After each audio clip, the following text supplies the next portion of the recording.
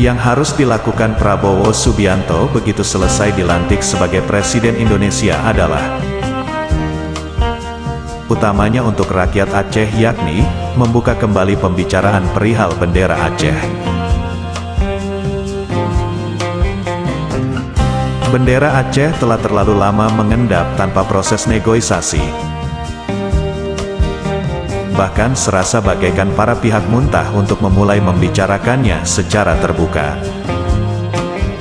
Mumpung Prabowo yang terpilih sebagai presiden, Partai Aceh perlu mendorong kembali pendekatan negosiasi. Sebab, Prabowo dan Partai Aceh punya riwayat kedekatan yang mesra. Momentum ini harus digunakan Partai Aceh untuk merebut hati sang presiden dari Partai Gerindra itu.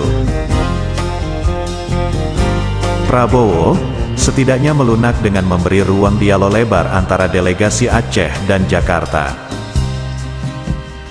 Ini baik dilakukan oleh Prabowo bagi demokratisasi di Indonesia.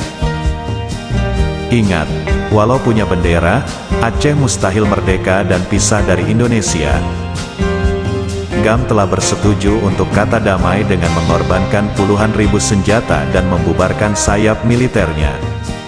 Ini menandakan Aceh tak punya kekuatan militer untuk berontak kembali. Bagaimana menurutmu? Beri komen dong, say. Demikian, salam damai. Salam Sandawari.